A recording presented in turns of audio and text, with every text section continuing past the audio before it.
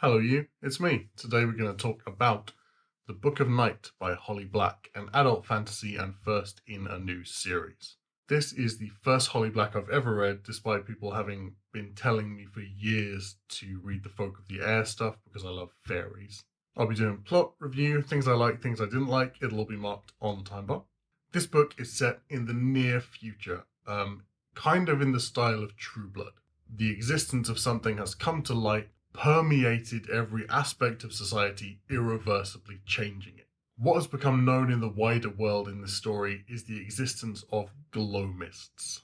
People who can awaken their shadows by filling them with blood, their memories, their emotions. The shadows can wrap around them like armor, solidify into weapons, tweak the shadows of others, affecting their minds, their souls. Charlie is a thief and a con artist, revered and well known in some circles. Or she was, and now she's trying to leave that life behind and close that chapter of her book.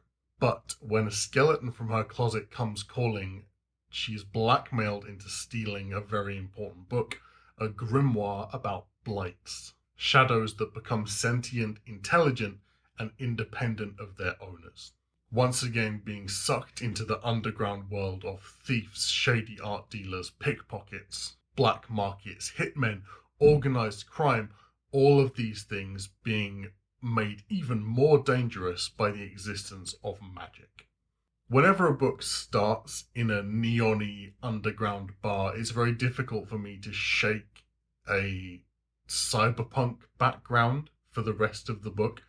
Really, though, this is proper urban fantasy. And it's pretty inseparable from its dingy city setting. And these new elements added to a world we know feel so at home there. As I said, this is the first Holly Black one I've read, and honestly, I was very impressed. Although it's a very character-heavy book, like a lot of YA, it's not YA, it feels like a story built around a concept, much in the way of sort of old retro sci-fi. Holly Black came up with a very cool idea, built a world around it, and then was like, what would it be like to live here, but not comfortably? It's rare that you get books set in the present day or near future where magic exists and its influence on society is widely regarded as something bad. I loved the magic system in this. Finding a new magic system, there's something really special about it. And it's like seeing a piece of art for the first time in a style you didn't know existed, or hearing the first words in a language you've never heard before. My favorite genre ever is found alien tech. And this weirdly has similarities with that in a lot of ways. The way the shadows work is almost appropriated technology. We're using it every day. We think it's very cool. It does a lot to help. We know what we're putting in the engine, kind of, but we don't know what makes the magic work and why. We don't know what we're sacrificing to use the magic. We don't understand the consequences yet. And this does wonders for racking up tension in the book, I think. One of the things I loved most about this book was its acknowledgement of how pivotal connectivity, technology, and social media would be in ushering in a magical age. For centuries, people have been awakening their shadows, manipulating their shadows, getting really good at it, writing it down in one book, which is lost forever, and then dying thinking they're the only one.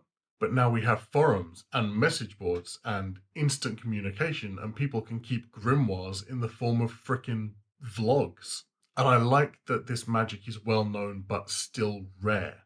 And it has this cult following, it has a fan base. Unlike any new commodity, is something accessible immediately only to the rich. People idolize it. It becomes this symbol of wealth and status. I think I would have liked to see the ways magic affected the world outside of aesthetically everybody suddenly becomes a goth and the magic lending a hand to crime. There was this feeling of it's shadow magic, so it's inherently evil. But I'm sure there are a lot of ways just mechanically it could be used for good.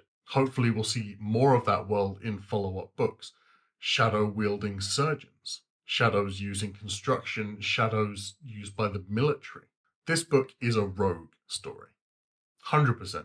It's about the villainous but likable lone wolf character, learning to team up, learning to put their faith in other people. Everybody likes a rogue, and it's interesting to see how a character can be so likable when objectively they're breaking the law at every turn and doing things that are bad. Stealing, killing people, blackmailing. We can forgive anything if it's aesthetically cool or done in a fun way. One thing I really don't think ever you see enough exploration of with these rogue characters is exploration of that fine line.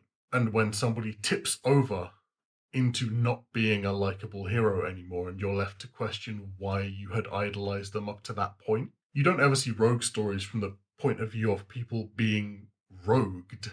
And you have this constant self-justification point of view of the rogue that kind of shanghais you into agreement. Charlie in this is exactly that. She is not a good person. She is not a likable character. But weirdly, she is written like one.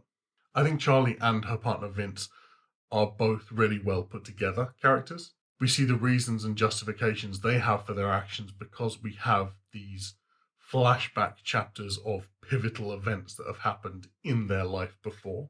And it shows how easy it is for somebody to slip into a life of organized crime, how easy it is to be manipulated, and especially how easy it is to indoctrinate children and people from disadvantaged backgrounds.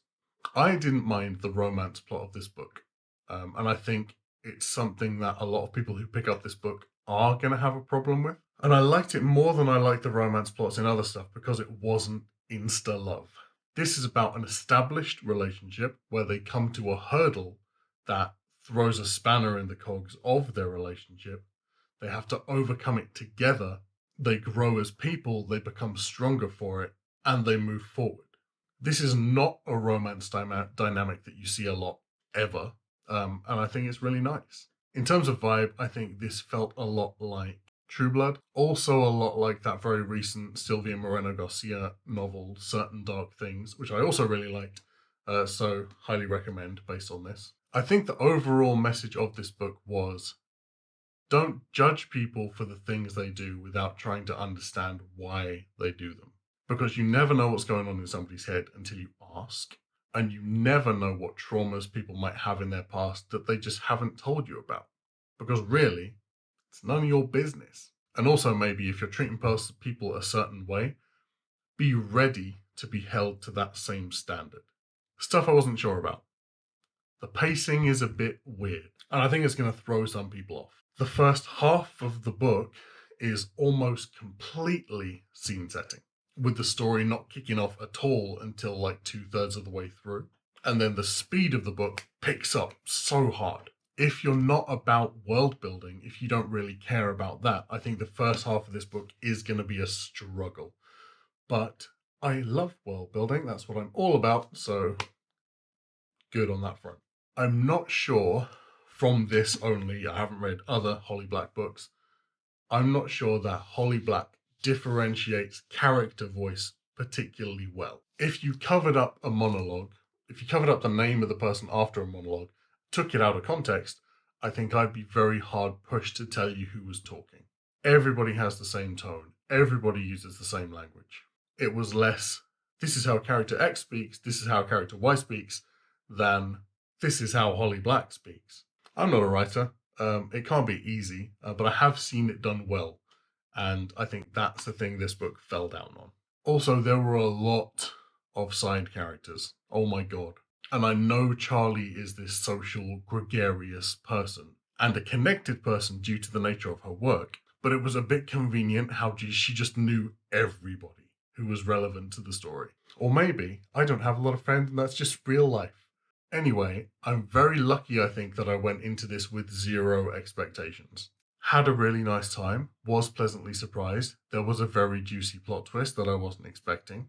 Thoroughly enjoyed, highly recommend. Thanks for tuning in for this review. Don't forget to like and subscribe. Don't forget to follow me on Goodreads and Twitter, link down below, and the Interstellar Book Club where we read sci-fi. I'll link that down below as well. And I'll see you soon for the next review. Bye!